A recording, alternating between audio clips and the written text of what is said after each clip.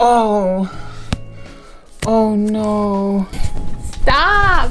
Stop! I wanted to show you guys that I finished week 1 last night. Like, I hate this. I really, really, really hate it. Fuck. But I do not need to put it into my spreadsheet to tell you guys that I did not enjoy this.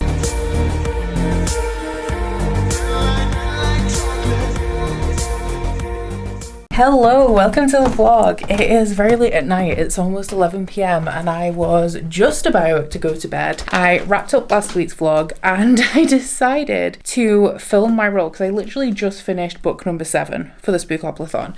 And I was like, well, I need to know what I'm going to read in the morning because I'm not going to start my vlog first thing on Wednesday morning. So I'll do my roll now. So roll number 7 was passed. Roll number 8 is a 7. No, it's Jason. My original plan was to kind of just do the roll, pick the book, and then in the morning be like, okay guys, I picked this book. This was my prompt. This is the book. Now I need to find a book that has 13 letters in the title. I just want to go to bed. But let's see what we've got, shall we? So from here or up to here is my October TBR. I would love to read this, but I think it's got too many letters. 8, 9, 10, 11, 12, 13, but yeah. The Familiar, 1, 2, 3, 4, 5, 6, 7, 8, 9, 10, 11, no. Nope, that's 11. Gorse is definitely out.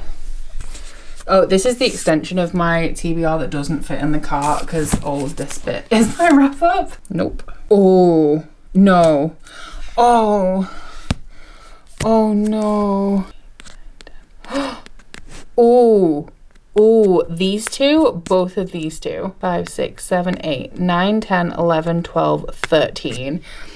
I really want to pick this, but I've just read Mother of Death and Dawn by Carissa Broadbent, which was like 700 pages, and immediately after I started that book I realized that it was a mistake because after filming Shelve It or Scrap It I was feeling like I was in a little bit of a reading slump, so picking up a book that was 700 pages just wasn't great. It wasn't a good idea.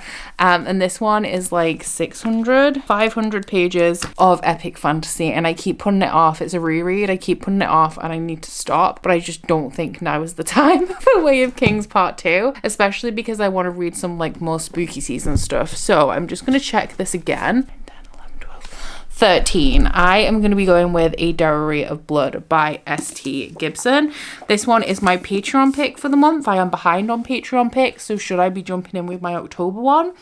Probably not, because I still have to read August and September's, but this one has 13 letters in the title, and Kiss of Iron and The Deer and the Dragon do not. So this one is a like dark gothic vampire story about the wives of Dracula. I think there's a sapphic relationship in it, but I think a lot of the characters are like spicy bisexuals. And this one was Vish's pick from my inner circle tier of my Patreon. So thank you so much to Vish for recommending this to me. My ear has just gone. That's really inconvenient. Can you come back? I need you. I'm not having a great day. I just want to go to bed.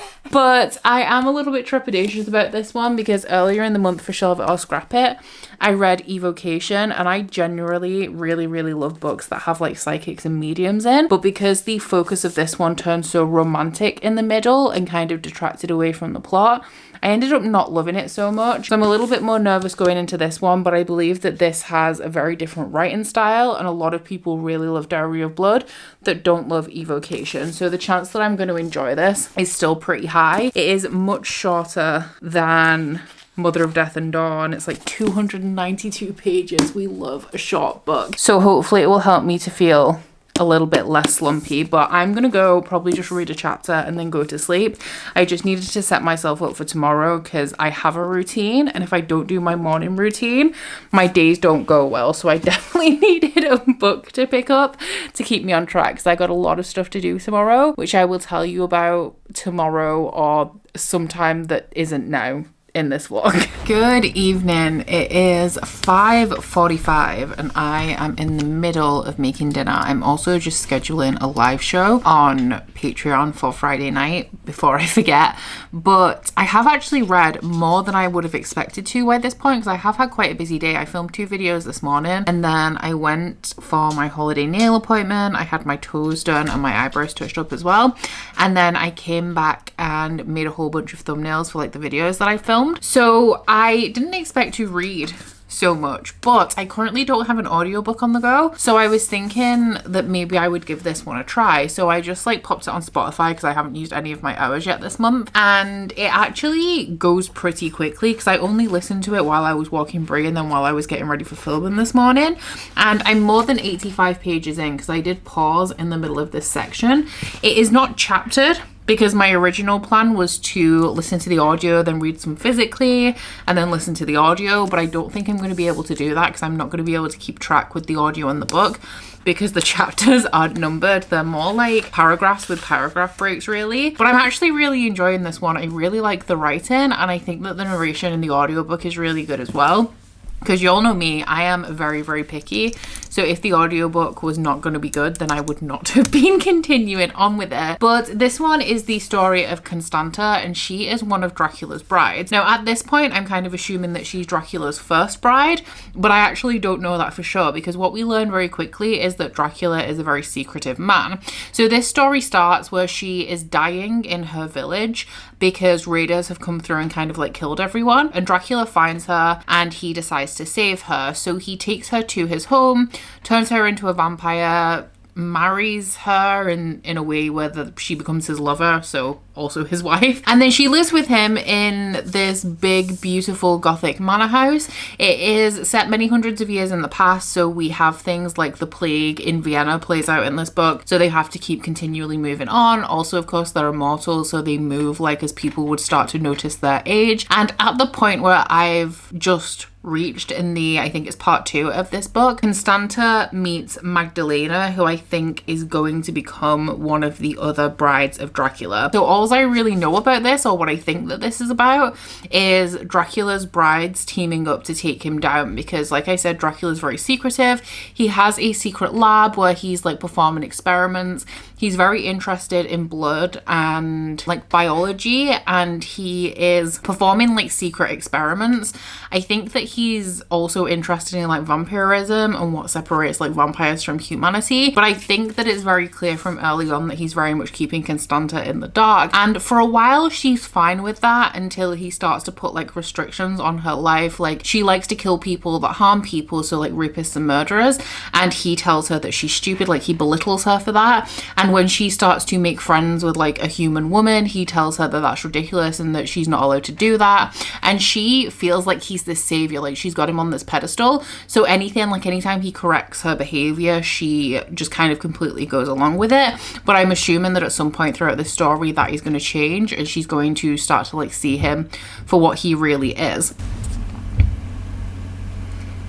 Curtis in the attic because there's some weird thumping noises coming from upstairs. Something that I really like about S.T. Gibson's books is that she does include a list of content warnings at the beginning. The main one in this one is like domestic abuse, which I very much expected, but there is a whole ton of other stuff in this one, including sadomasochism, which I thought was interesting. But the dominant one in here is of course domestic abuse, and it stipulates in the beginning that it's like emotional, verbal and physical intimate partner abuse, as well as gaslighting, which I did think was going to be a prominent theme going into here. But I also really like that we're seeing this from the perspective of Constanta, who is obviously enamored with Dracula. Like he saved her life, he changed her life, and that is all going to change at some point. So I'm really enjoying the narrative so far in this one, and I'm excited to continue. I can't believe, because 85 pages into this book is like a third of the way through. I'm actually shocked that I made it so far so quickly. So for the rest of my evening, I might listen to some more of that. The next part of my crochet along has been released, so I haven't finished last week's, which I'm real upset about, and I really want to catch up. But I also have like so much video work to do, so many live shows, and also I'm planning, like I'm packing for Egypt next week, or I should be packing for Egypt next week. So I'm hoping that I can find some time to do this. So I think I'm going to try and like double up with audio and crochet. But this is how we are currently looking, just so that I can bring you an update as we continue. I need to add 3 more rounds to finish the square, and then we've just got the second week, which I think is 4 panels that are going to be attached later on. But yeah, I thought that I would just come and bring you like a proper like concrete start, lay the groundwork for this vlog after the chaos of last night. It is going to be a little bit of a busy one, and I've now just found out that I have to get up very early tomorrow morning because we were going to be going out anyway. I have an appointment for a lash lift tomorrow morning, which will be the first time I've ever had one, so I'm interested to see kind of how that turns out. So I was going to get up early and work out before that anyway, but actually we've just had a message from the contracting people that did the work on the damp that we've recently had done.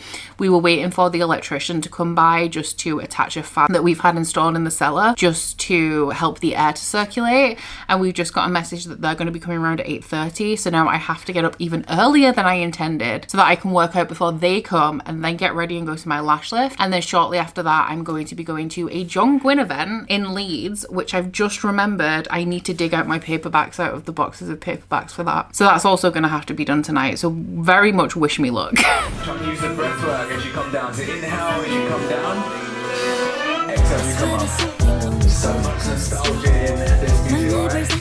Enrique saw beautiful many decades.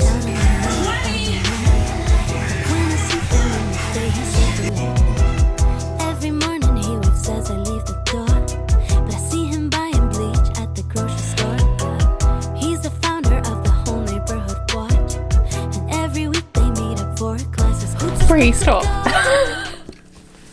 Bree was really sniffing the like microphone guard. I hope y'all are enjoying that high definition sniffing. No, stop that now. Stop! Stop! Come on, you're ruining everything. You're ruining everything. Sit down. It's not a toy to play with. Sorry about that, guys. You may also, apart from the heavy sniffing, you may also hear a buzzing noise. And one of the reasons why I'm filming this where I'm filming it is because I want to see how noticeable that is, because with the work that we had done for the damp and stuff and all the replastering, they put a fan in the cellar which has just been connected today, and I did not realize that I would be able to hear it. So I think it has a humidity sensor on it that will turn off when the humidity downstairs reaches 60%. And I really hope that at some point it does turn off, because it kind of sounds like there's people doing construction, like drilling into the road, like a street away. So like you can hear it, but it's quieter than if it was like right in front of your house, which we all know that I'm sensitive to sound, and this is also of course the room that I film in, so doubly not as ideal. So I'm essentially filming over here so that I can review the footage later and see how noticeable that is. But I am about ready to head to Leeds. I've had my lash lift, which I don't know if y'all noticed, but I'm very excited to kind of see how that settles over the next week or so. And I wanted to bring you an update for Dery of Blood, because once again I have not spent a lot of time listening to this, and I only have like 100 pages left. Exactly 100 pages left actually. I'm on page 191 and I am loving this so much. So throughout the course of this book, like this is told as a letter almost to Dracula. So it's Constantina saying things like, should I give you an actual example? There's like some pages that just have a couple of lines on them that are usually especially poignant. I think, my lord, that this is when you loved me best, when I was freshly made and still as malleable as wet clay in your hands. So the whole thing is written to Dracula, and something that I find really poignant about that, especially with the audiobook narration, is the level of emotion and also fury simmering under the narrator's voice that very clearly comes across throughout this story. And this is very much given Interview with the Vampire vibes. So in Interview with the Vampire, I've only seen the movie and the show. I haven't read the book yet, but I really want to. But we are following Louis, who is a vampire that was turned by like an ancient vampire Lestat. And while the book itself is not overtly queer, and while the movie itself is not overtly queer, it is very much Lestat turning Louis because he became pretty much infatuated with him and wanted to keep him around forever. But Louis is very melancholic and he doesn't really agree with this eternal life that he has been given, and they end up with a child like turning a child, and it's just like chaotic and messy. And the tone of the book is very much like they had a child to save their marriage. If I summed up the story of Interview with a Vampire in one sentence, that that would be it. Like, gay couple adopts a child to save their marriage. There are very similar themes in this to Interview with a Vampire, mainly the melancholic nature of some of our characters. So the longer that Constanta lives, the more she sees through Dracula. He's very carefully controlling and curating the lives of his wives, because at this point now we have more than one. Constanta was, like I said yesterday, assumedly the first, but Dracula is very much hiding things. As they go on, like, he kind of picks up more people, and every time he does, he frames it like he's doing Constanta a favor. Like, I see that you're infatuated with this woman. I thought you might like a companion. I'm doing this for you. Or like, if we decide to bring this person into our family, it has to be a unanimous decision. But the way he's going about it is almost grooming. Like, when Constanta arrives in these situations and she meets these people that join their family, it is clear that Dracula has already been speaking to them for like some amount of time before Constanta is introduced to them. And it's very much like you have to go along with what Dracula wants. Like, you don't really have a choice. But the way he frames things is as though it's your idea or it's for your benefit. I think that the audio narration is really like bringing to life the emotion in this text with Constanta, and the way that at the point that this story is being told, obviously it's after the events, like it's after all of this, and she's reflecting back on her story and addressing it to Dracula. And there is just this level of like fury and accusation and resentment under the narration that I am really, really enjoying. And then they're also doing like a tour of Europe, like the Scourge of Europe in Buffy, or once again like Interview with the Vampire, skipping through all of these like big historic events that I am thoroughly enjoying. I do want to mention as well actually that I have not read Dracula, because I don't know, I heard recently that the other book that's kind of a companion to this that a lot of people don't like is a retelling of Carmilla, and that this is a retelling of Dracula, but I don't know how much it is a retelling or how much is inspiration, because I have not read Dracula myself. So if it is a retelling, like, I don't know how much of this like mirrors the actual text, because I actually have very little knowledge of Dracula, if I'm being honest, which is really sad because I don't live that far away from Whitby, so I should probably look into it a little bit more. But anyway, I am about ready, like I said, to go into Leeds, so I'm going to go ahead and get my stuff together and do that, because I do want to do some shopping before the event, before we get dinner and have to go to the event at Waterstones, because I need modest clothing for Egypt, and modest is not in my vocabulary, and it's definitely not in my wardrobe, and I'm really struggling. So I want to have a look around and see if I can come up with any ideas or find anything to pick up before I head to the internet and have to order a bunch of stuff online. Always wears a smile when they start. They all believe the guy. It's truly a delight, Mr. Right.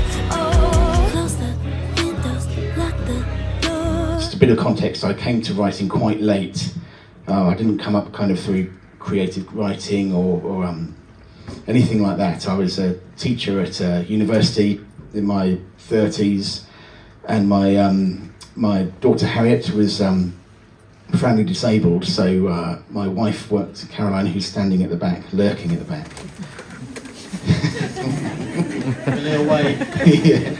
Yes, so she was working from home, doing an antiques business that she ran from home, so she could look after Harriet. And Harriet was particularly unwell, so I took some time out from uni, from teaching, to help at home. And kind of 6 months turned into a year, turned into 2 years. I kind of realised I wasn't going to be going back. I was helping my wife with her business, but I'm not very practical, so I thought I need something to do to keep my brain engaged. Caroline suggested, why don't you try writing a book? I said, don't be silly, I can't do that. And then your brothers said, go on Dad, have a go. So I thought, okay, I'll have a go. And that's when I decided to try and write a book, and that's where Malice, but one of the Faithful and the Fallen, was born. But when I sat down to actually try and write it, I thought, actually, I don't know how to write a book. What do I do? It's late at night and I hear footsteps on the floor. Bodies freezing in my lips. Well, is it real or is it just October things?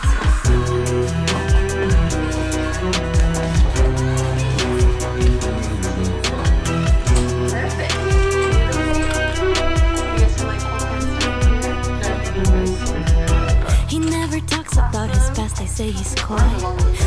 I am about to get in my jammies and start week 2 But I wanted to show you guys that I finished week 1 last night after we got back from John Gwynne. I needed to sit with Brie because she'd been on her own for a while. I was like really tired. But I thought I'd sit with her for a little while and work on this. So I finished my last 2 rounds. I'm really proud of myself. But I was doing this until nearly 1 a.m. So I'm now very tired. And I went for a run this morning. I edited a couple of videos, scheduled a couple of videos, and now I'm going to listen to my last 45 minutes of Dery of Blood while I start week 2, which I think I need some gentle jade.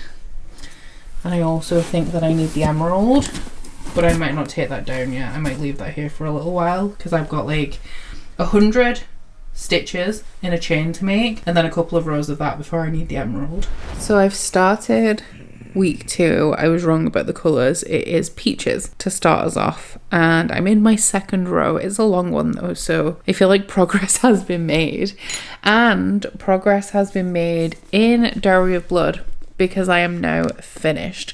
So I really enjoyed this one. I enjoyed this one a lot more than I did Evocation, and I gave it like a very solid, very high 4-star rating. I really love the atmosphere of this one. I also, because I listened to the audiobook, I really love the audiobook narration. I really liked the portrayal of abuse in here, like through the eyes of characters that were conflicted because it is like a person that they love that is also hurting them, but also in very like subtle, non-overt ways where it mainly relies on things like emotional manipulation and gaslighting.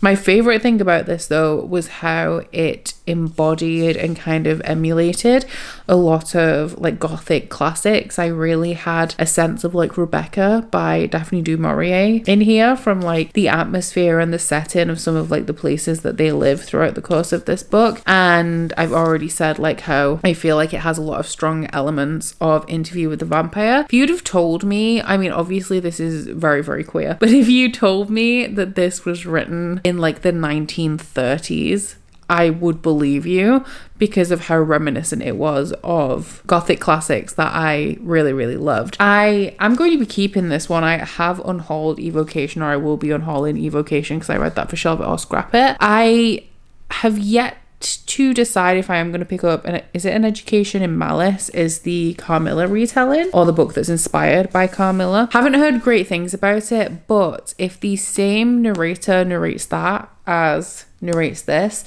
then I could be tempted to just pick it up as an audiobook because of how much I really enjoyed the audio narration of this one. So thank you very much to Vish for entering this into my Patreon book draw. That is why, hi Hamilton.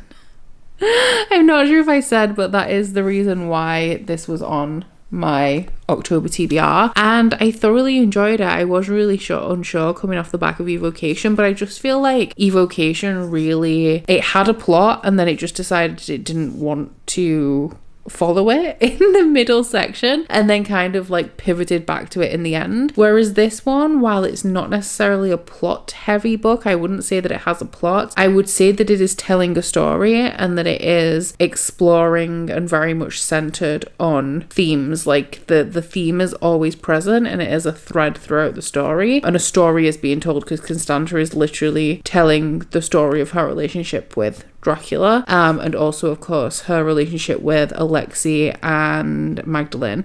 So is that her name? I can't believe I've forgotten, like I literally was just listening to this. Magdalena. There we go. I thought it didn't sound quite right. There is an extra short story included in this, which I'm assuming wasn't included in the self-pub version, and it is also included in the audiobook. It's called like an Encore of Roses or something, and it's from Alexei's perspective. I didn't love that quite so much because something that I did like about this is that the smut, like it was smutty, there were a lot of intimate scenes in here, but not in like an over and super explicit way. It wasn't fade to black or anything. There was stuff on page, but it wasn't like pages and pages of description of a scene. It was kind of like maybe a couple of paragraphs. But then when you get into that novella, it's essentially like about the relationship between 3 of the main characters, and it really goes into kind of the romantic relationship and like the bond that they have between each other. So it has like an extended smut scene. It actually reminded me a lot of the middle of Evocation, which, comparing this to Evocation, I like that this centers on romantic relationships and sexual relationships, but that isn't the focus. Like there is still a plot going on and a story going on, and the relationships don't detract away from that, where I felt like in Evocation it really took it away from the story. Obviously an Encore of Roses is just a short story, so it's not detracting away from anything, but the way that it was written reminded me a little bit of the part of Evocation that I didn't really like. But anyway, that is book 8? Yeah, book 8 down for the Spookoplathon. So now we once again get to go back to the board to find out what we're going to be reading next. So roll 8 was Jason, and roll 9. Fuck. 1, 2, 3, 4, 5, 6. So that is Bone, which is a cover that is bone coloured.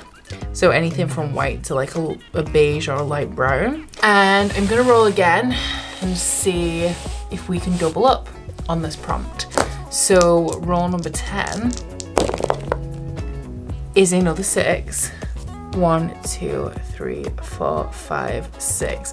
Okay, so I feel like these two work quite well because this is Ghost Tour, which is a book that has a historical element to it, but it doesn't have to be like straight up historical fiction or anything. So I feel like a parchmenty bone colored cover paired with a historical story is like an easy one to combine. Saying that, I can't think of anything off the top of my head, so I'm gonna go investigate. 1, 2, 3 books that have historical elements here, none of which have covers that could be described as bone coloured. That's not bone coloured, which is sad because I really, really, really want to read that this month. Down here, we have one that is bone coloured, but I don't think that that has anything that I could swing as like historical.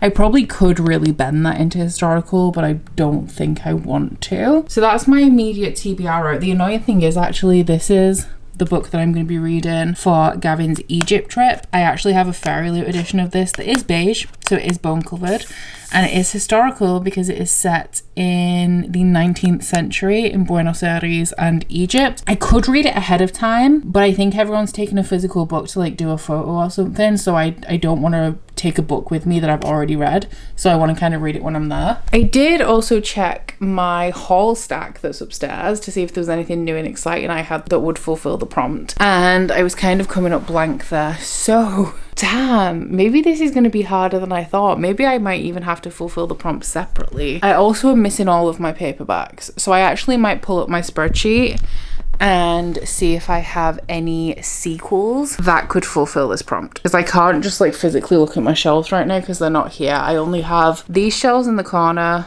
my carts, my stacks. I do have shelves upstairs that I literally never look at, and that actually might be a good shout. But let's look at this first.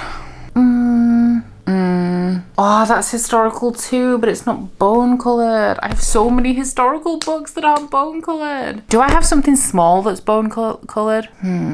Okay, I'm not finding anything here, so I actually may go look upstairs. Once and Future Witches by Alex E. Harrow would fit the prompt because that is a white book that I'm pretty sure is about the suffragettes. But I also really do not want to read that. So hopefully I can find something else. What about this? Because I think this might be historical. Oh, is that white enough to be considered bone coloured? I don't know if that's more white or black. I'm not sure. Oh my god, guys, I think I've got it. I really, really want to read a thriller, but I've checked them all, and thrillers don't tend to have pale covers, which is unfortunate, because I was going to do maybe a thriller for bone, if I could find one, which I can't, and one of my library books for historical. These are all my book of the month books, and tucked in here is a beautiful, beautiful little beige book about old people that used to be assassins. Now, I know that I just got excited about this one, but now I need to figure out if this counts as like a historical book. It's contemporary. It doesn't have to be historical fiction. I don't think that this counts for Ghost Tour. I am going to check though like what my wording of the prompt is. I do have, because I've got an Alexandra Bracken book up there that is bone coloured and is inspired by like the Greek gods or something like that, so that would definitely count. Let me look at what I've said. A book with a historical element. It does not have to be historical fiction. It could be a book inspired by history but not actually set in the past. Yeah, so this doesn't count. I have One for My Enemy by Olivia Blake. Is this set in the 1920s? I don't know whether I just get 1920s vibes from this because it reminds me of like West Side Story, which I don't even know if that's the 20s. Remember that my knowledge of history is awful before you come at me in the comments. I do have, ooh, what else is behind here? I do have The Valkyrie by Kate Hartfield as well. This is by the author of The Embroidered Book, which was one that I really, really liked. But this one, oh, this one is Norse mythology, I think. Or is it Celtic? It's Norse. And it is, of course, bone coloured, but I'm not really in the mood for it. I want to go more spooky season leaning with my picks, I think. Okay. So I really, really want to read Killers of a Certain Age, but I think I would rather pick a book that I can double up on, because otherwise I don't actually think that I will have a chance to roll again this month. And of course, the whole fun of Spookoplathon is in the roll-in. So I have actually found a horror that I own that fulfills both of the prompts. The only problem is that it's in the paperback boxes, so let's see if we can dig it out. I think that it is, unfortunately, in this one. Don't think it'll be right at the bottom of the box, which is nice. It's definitely not going to be in that one. Oh my god. Okay. Hey, oh my god, it's right on top. Hey. Oh my god. Meddling Kids by Edgar Cantiero. So this one is a horror. I think it's a little bit more of like a satirical or like tongue-in-cheek kind of one. I don't know how I feel about that because I haven't actually read a horror like that aside from like Grady Hendrix, but I don't think that he's too overly humorous while still having like a little bit of a fun edge to the horror. But this one is, I think it's like a play on older horror tropes, and this could go either way. I've heard very mixed things about this, but it is following the 1977 Blyton Summer Detective Club. As you can tell from the cover, it's like a take on Scooby-Doo as well, which is what drew me to it because I was a massive Scooby-Doo fan back in the day. And they unmasked a monster called the Sleepy Lake Monster, and they are being haunted by the events, I think, of the summer, either their past detective days in general or the summer when they unmasked the Sleepy Lake Monster, and they kind of have to get back together to solve a mystery, but they're all like kind of washed up has-beens at this point. One of them's wanted in 2 states, one of them's dead, one is a former kid genius now drinking her ghosts away, and I think it's going to be a good time. I hope it's going to be a good time. I hope I like it, but we will see. I've had this one for quite a while actually, so it is a TBR vet, and I never like kind of gravitate towards it because I don't know if I'll like it, but this is the perfect fit for both of these prompts and also for the season. So it's really the only answer, the only one that I'm happy with anyway. Hey guys, I have been very quiet over this weekend. Yesterday I had to go to my dad's because my car is making a little bit of a funny sound, so I had him come here to have a look at it to make sure it was okay to drive, because the noise was kind of like consistent when I was driving like over 30 miles per hour. And he was like, yeah, it should be fine if you bring it to mine, I'll look at it while you're away. So I did that, and Curtis had a broken windscreen wiper as well, so he followed behind obviously to pick me up and take me home, but also had my dad fix his windscreen wiper like while he was there, so that took a few hours and actually most of my daytime yesterday. I then came home and I think I pretty much chilled out for the evening. Oh, I packed for Egypt, so I sorted out all of my clothes, and I know I have 100% overpacked, but like, to be honest, I'm a little bit trepidatious about Egypt because I know that the dress style is like very conservative, and if you want to be respectful of the culture, which obviously I do, then you should dress not like Egyptian women dress because they don't expect that of you, but respectfully. So essentially covering like shoulders, knees and that kind of thing, which has been difficult for me to kind of put together a wardrobe within those parameters that I'm comfortable with. So I've packed like mainly t-shirts, long flowing trousers. I've packed leggings to pair with like oversized shirts that like go down to like mid-thigh, but I've also put in a couple of like vests just in case. So I've definitely packed way more than I need to do, but I was just really struggling to find a good wardrobe for this trip. So I did all of that yesterday, and then today I've just been round and I've checked all of my toiletries and wrote a list of things that I need to pick up before I go. And I've also booked my airport transfer, and also, what else did I do that was really important? Oh, I got an eSIM so that I can use my phone, because for my network provider it would have been ridiculously expensive, and I am arriving like on my own at night time, so I wanted to be able to have access to my phone, and obviously it's handy just throughout the trip in general. So I've been sorting all of that stuff out, which honestly, like, considering it's just a couple of things on my to-do list, it has actually been quite time consuming. And tonight I'm really just hoping to chill. My bedroom looks like a bomb has hit it, and I really hate it. It's bothering me, but part of it is that I have my suitcase like splayed across the floor and like piles of stuff around it as well that are kind of waiting for things to be added to them so they can actually go into the case. But I'm hoping to chill out. I feel like this is a good time to remind you guys as well, because I'm going to Egypt on a Trover trip, which is Gavin from Gavin Reads It All's Trover trip to Egypt, and because of that I feel like this would be a good time to remind you guys that I am currently hosting my own Trover trip for July next year. There is plenty of time to still join us if you would like to. We are going to be going to Zanzibar, and it's a really cool itinerary that has like a quad bike excursion, it has like a beach islet picnic kind of thing, lots of water activities, a walk through an area of the jungle that has like tons of a specific type of monkey that's like native to the region. I think on the islet cruise there's also like dolphins and stuff, so a really cool thing for people who really like wildlife and want to see like animals like that out in their like natural habitat. And also an island paradise. We're also going to be eating at the Rock restaurant, which I believe is a very notable one for Zanzibar. So if you want to join me on that at any point, then the link is in the description box. It's in the description box of all of my videos if you ever want to revisit. It is next July, and it is definitely going ahead. It is confirmed. There's actually only 6 spots available as well, which is very exciting because this is like the biggest Trover trip that I've done.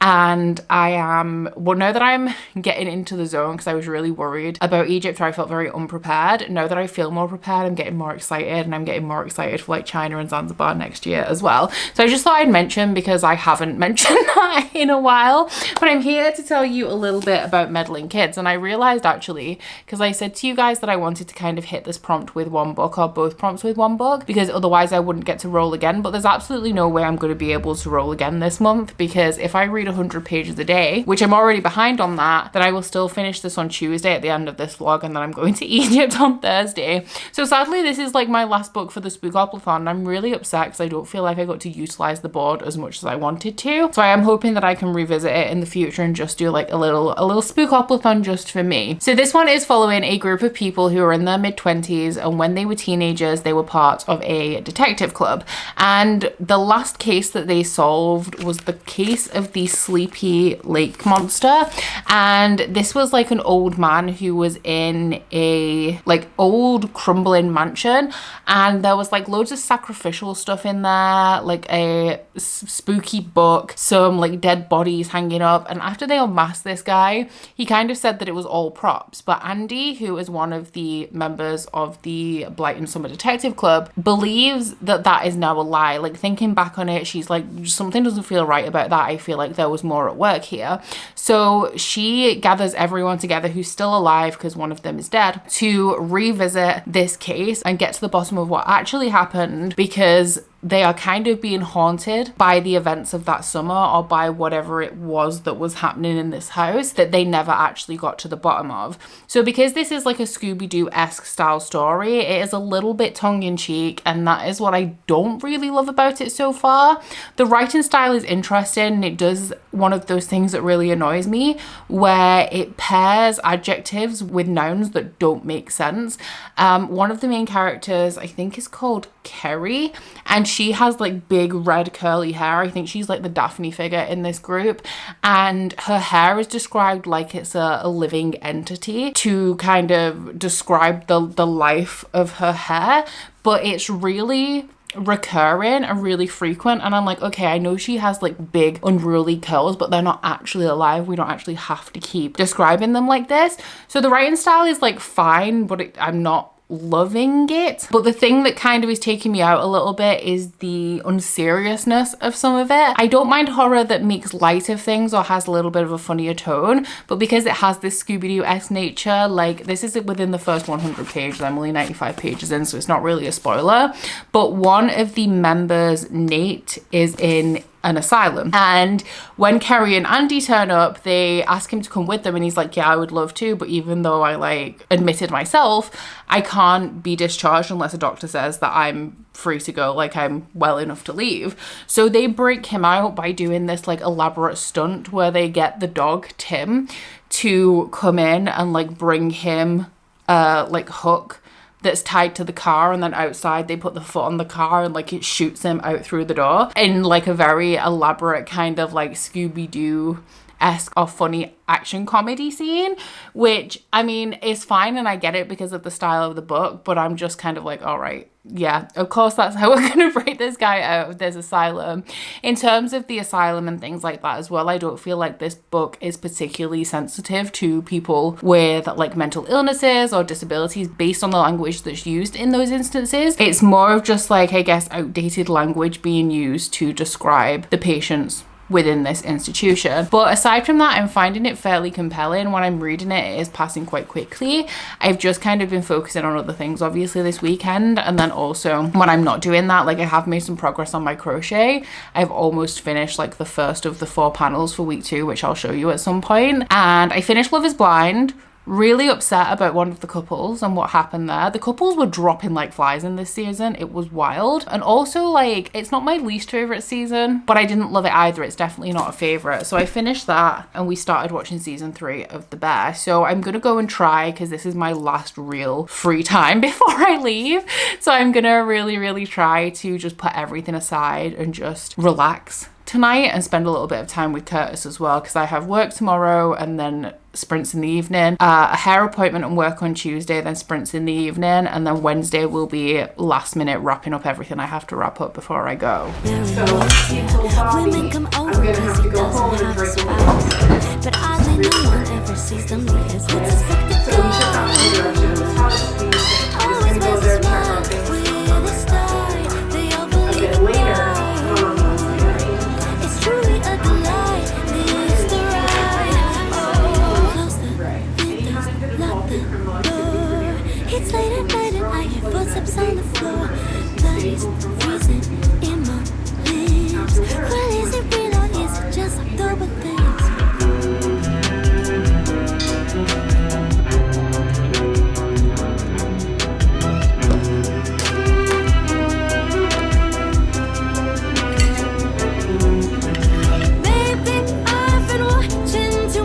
Progressive 6-minute warm-up, find yourself on a flat road. Somewhere 25 to 35, easy to pedal. You need both those numbers come together for your output. Today's objective. Scene of a thrill, a mystery. Close the windows and lock the door. It's late at night and I hear footsteps on the floor.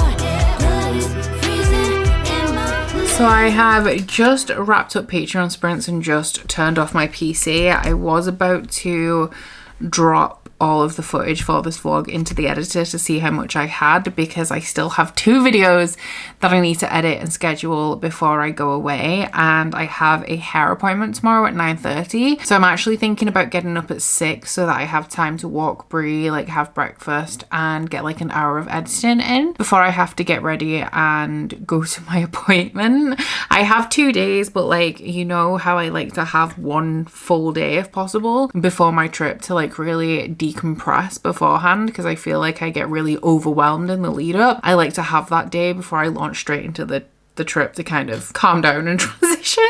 But in terms of everything else that I've been working on, I have finished the first panel of week 2 for the crochet along. So I need to make 4 of these in total, 2 in this color and then 2 I think maybe with the 2 shades of green reversed. I haven't actually looked properly into what the other panel looks like. And then I have started making my second one in this colorway while I was doing sprints. So I proofed and scheduled my wrap up during sprints, and I also listened to some more of Meddling Kids. I have switched over to the audiobook just a little bit. I started off this morning while I was walking Brie, and then I've just kind of carried on throughout the day. And honestly, I am not loving this book. I don't really like the audiobook, but I also don't like the book in general. I don't really like the writing style, aside from what I said about the personification of the hair, which is still like a common recurring theme in this book. We also have annoying things, like I'm pretty sure there's one coming up when I was trying to find my page, but it like switches the text or like the dialogue into it being like a play where it has every character's name and then the dialogue next to it, which is just really annoying, and it's more confusing to read than it would be if it was just like formatted like normal dialogue, like remembering who each character is in this situation, like what they're saying back and forth to each other. I also really don't like the way that Edgar Cantero describes a bunch of things. I feel like his queer representation in this book is atrocious. I'm really not a fan. And the way that it is, it's kind of like what I was saying about the patients in the institution, like in the earlier section of the book. It's nothing that's necessarily feels overtly offensive, but it also does make me feel really uncomfortable. Like there's a character in here who is a female main character, and she's called Andy. I think her full name is Andrea, but she goes by Andy, and she always has. She was a tomboy growing up. She was always like one of the boys. And when she comes back into Kerry's life, Kerry being like she's like a mix of Velma and Daphne like mashed together. So she's the hot one in the group, but she's also like the nerd. And when they meet back up, Kerry's like, oh, I always thought you would be a boy by now. Andy says like, oh no, like I just kind of accepted that like as a woman, it's okay to like masculine things. And I'm fine with that. But then there's also like Andy has a crush on Kerry, which is very clearly established. It's mainly Andy that's personifying the hair. But the way that the crush is described, the way that Kerry is kind of receiving of Andy's attention while not reciprocating romantic feelings. And also there was a scene where they were kind of comforting each other, and like I think at least 3 times within that scene it mentioned how their boobs were touching. Like, I hate this. I really, really, really hate it. So yeah, it's giving me the ick quite a bit. The plot in itself, it's okay. Like, we're hunting down the origin of the actual, I guess, Sleepy Lake monster and delving into the history of this town to kind of put all of the ghosts to rest from like their teenage years. And it's not my typical kind of horror. Like I was a little bit nervous about that going into it, because it's more of like a fun, tongue-in-cheek adventure kind of story, whereas I personally in horror, I haven't read a ton of horror, but I think that my favorite type of horror at this point is slashers. So very different to what I typically love, and I don't think it's funny, which is unfortunate. So you might be asking, well, why don't I just DNF it? Well, the reason for that is that I don't have a lot of mental bandwidth right now, hence me switching to the audiobooks. It's just the easiest way for me to consume the story. So I'm kind of wondering if there's any point me reading anything else apart from this, because if I was reading a book that I maybe wanted to enjoy, or a book that I was highly anticipating, or one that would generally be a little bit more enjoyable, I don't think I would enjoy it as much as I could if I read it at a different time, because I'm constantly just thinking about what I have to do before 6 a.m. on Thursday morning. And so at this point, while I don't really want to continue with this book, I think I am going to, just so I have something to read. Because while I do just love reading because I love books, reading is such like a habit for me and a comforting hobby. Like, in the morning I drink coffee and I read, and at night I get in bed and I read a chapter. So I think that I'm just gonna have this one. Wait a minute though, I do have this, and I could roll. I don't want to roll though, because what I really don't want is to end up with a book that I'm just not going to finish before Thursday and then be more stressed because I'm like partway through this book that I know I'm not going to finish. I do have this out from the library, which was recommended to me by a bunch of you guys, and it's only 125 pages. I just don't want to start it thinking I can easily read 125 pages in 2 days and then figure out that actually no, I'm struggling to get it read. So I don't know what to do. Because actually I'm quite happy just reading this for the sake of having something to read. This is going to take more brain power and I'm going to feel like I have to have it done. But then I do have sprints tomorrow, which should be ample time to read a 125 page novella. I'm actually genuinely too tired to make a decision right now, but I could easily just put this down and never go back. I've got 2 hours and 20 minutes and I kind of want it finished by tomorrow because that's when I'm going to be wrapping up this vlog, and obviously I need to get it edited, exported, proofed and scheduled. In the meantime, I'm going to come and check back in at a later date and let you know what I've decided to do. So this is pretty much like a repeat of where we were last night, apart from new hair. Who dis? I've had my hair refreshed today.